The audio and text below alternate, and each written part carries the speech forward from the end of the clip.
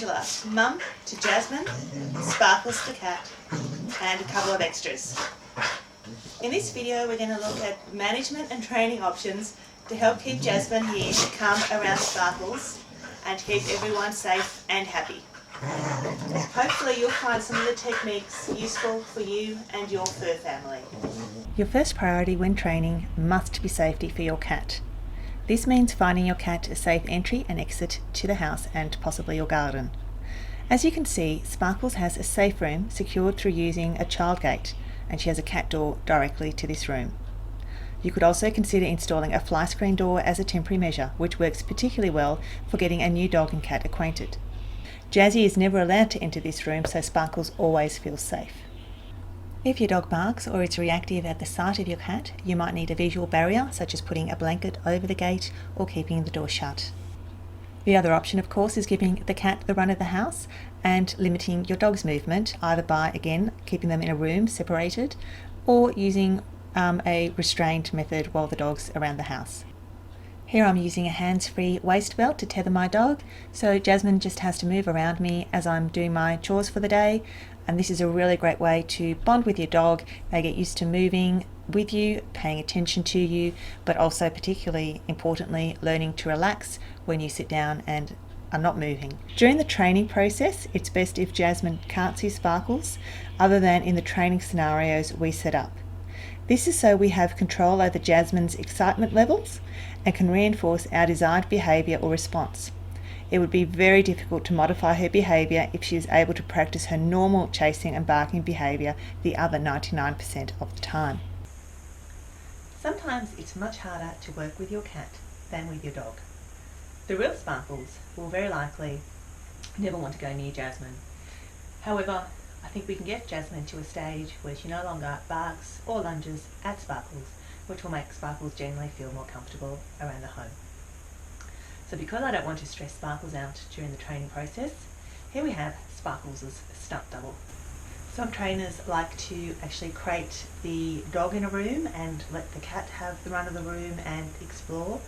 This can be okay if you've progressed up to that, say from a room barrier. However, if you have a dog that's already quite into cat chasing, what you'll probably likely find is that having the dog crated will actually cause more frustration and increase the anxiety levels of the dog in the crate. So you also have very little control over the distance that the cat moves up to the crate, so it's probably not a good option if you need that more control over your dog.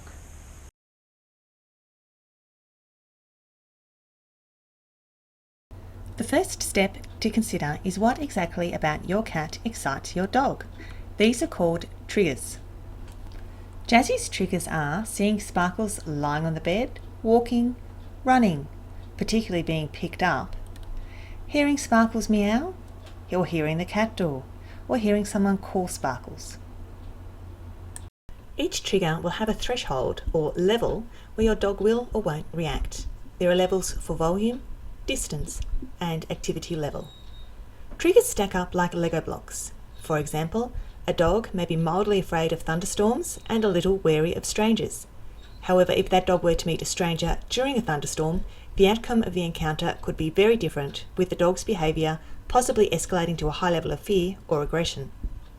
Triggers tell us where to start our training. Always try to start with a very low level, that is, a very low, almost inaudible volume, or as great a distance as you have available. It is far easier to increase volume and reduce distance than to start at too high a threshold and give your dog a meltdown. If your dog does get reactive, remember it can take a full day for the adrenaline and other fight or flight chemicals to work through their system. During this time, even very minor things can set them off easily, so if there's been a misjudgment, it's best to wait 24 hours before resuming training. So here's a chicken trigger at a distance without much movement, and Jazzy's reasonably calm. We have less distance, we have much more movement, and she finds it much more difficult to look away. Back to one chicken, but decreasing in distance and adding a lot more movement, and she's finding it quite difficult to not focus on that chicken.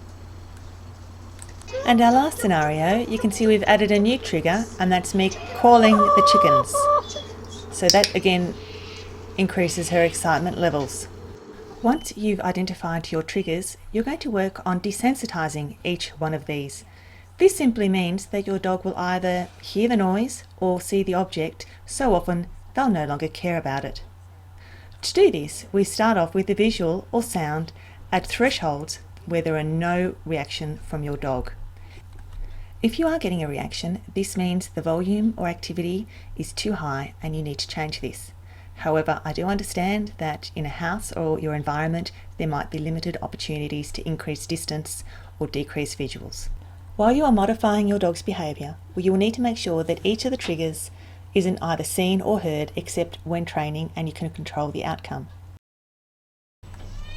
During the process, you can choose to reward your dog for ignoring the sound or the visual, or alternatively, you could just perhaps sit with your dog and gently pat or massage or do something else that is relaxing and reinforcing.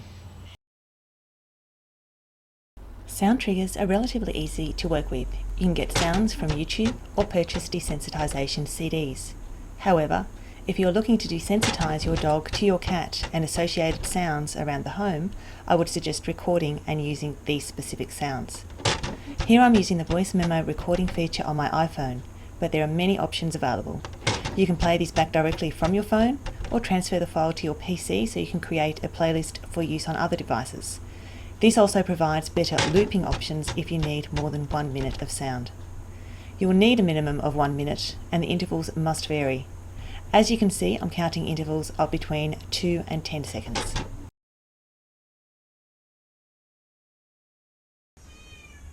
Here is our 4th session working with the meowing. Jasmine is very calm and completely ignoring the sound, so I was able to work in the other dogs. Where possible, behaviour modification can become part of other training or just hanging out. This is what over threshold looks like. Jasmine is staring, ignores the food, her mouth is very tight, and I have to interfere with reinforcing good cues to keep her in place and also stay cues to keep her from breaking. You want to avoid having to go to this effort, but again, you may have limitations on where you can set up your scenarios. My greatest limitation was trying to film a black dog. Good job. Good, stay.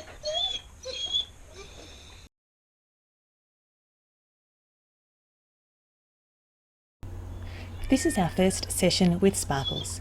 Even though we worked on meowing and fake black cats, Jazzy seemed to know this was the real deal. She is over threshold, but very slightly. You can see she is focused down the hall and her body is tight, but this changes very quickly. A reactive Jazzy would be barking by now, and this didn't happen once during our scenario setups. She is also very vocal with her singing, so this didn't point towards being over threshold for her. But if your dog doesn't normally sing, then you would need to take this into account. While I'm asking Jazzy to sit and for other behaviours, this is to gauge her thinking ability. I definitely want her in thinking brain mode and not reactive brain mode. However, if she doesn't give me the behaviour I've cued, I'm not worried about this. It is simply giving me information and isn't a training session. If she can't look at me and complete basic cues, then we definitely wouldn't progress down the hall. Very good. Good girl. Oh, good girl. Good girl. Nice. Good decision. Good decision. Good. Is it? Oh, good girl. Up here. Good girl. Sit. What a good girl. If your dog does become fixated on the trigger because you've moved too close, do what you need to do to refocus them.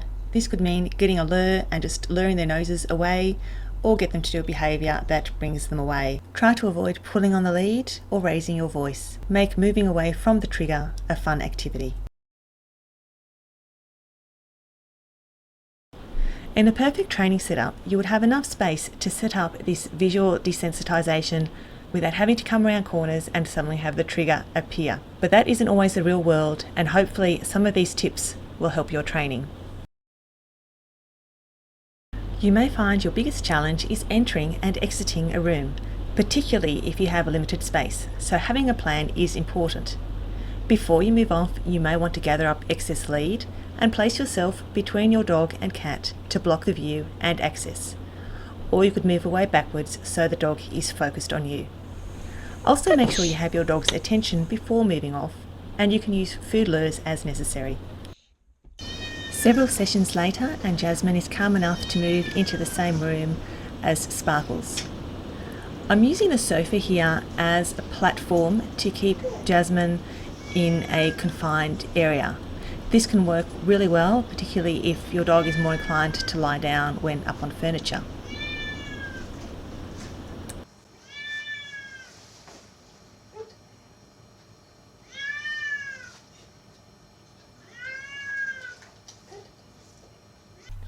Keeping your dog calm during the training process will associate and reinforce this emotion with your cat. This is really an exercise in self-control that will build up gradually.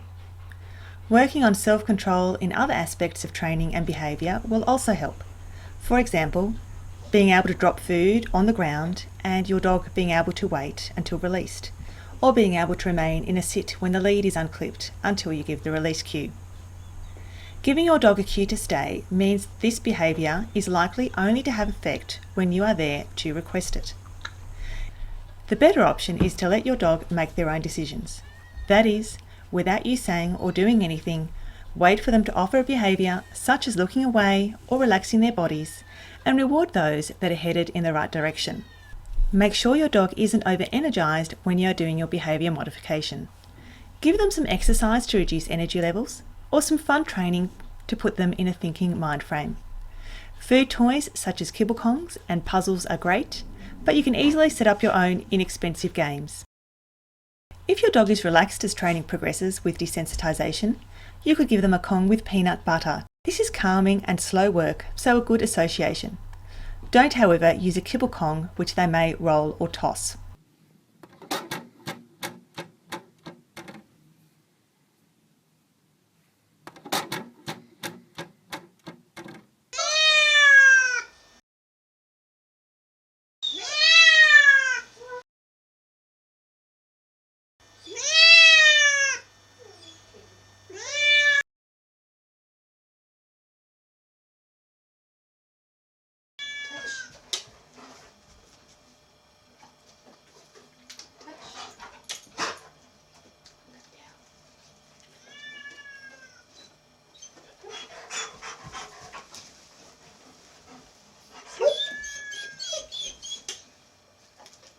Sparkles.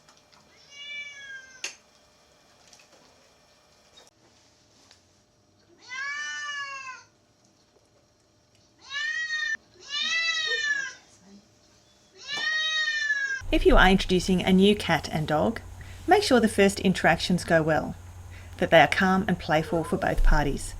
The methods are the same, but will just go much faster. You should also have more fun with your cat if it's not particularly intimidated or scared of the dog.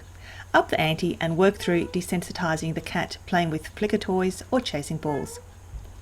If the cat walks away, teach the dog a leave it, i.e. to come away. This is good manners when one pet no longer wishes to play.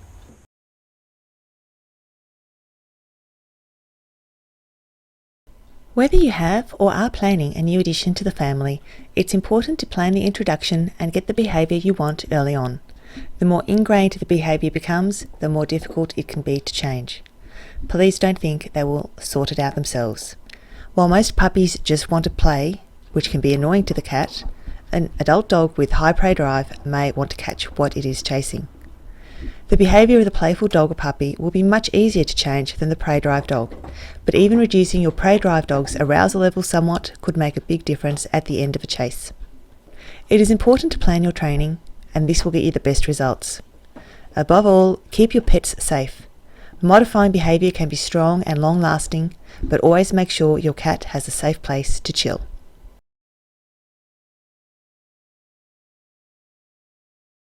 There is no happily ever after in this video. Jasmine has just turned 3 and her behaviour generally has become much calmer over the past 6 months. If Jasmine was aggressive with Sparkles, this would be a different matter entirely, and it would have been a huge priority. Every now and again, she still manages to chase Sparkles and catch her, cornering her and licking her. This is also what she does when one of the chickens gets over the fence.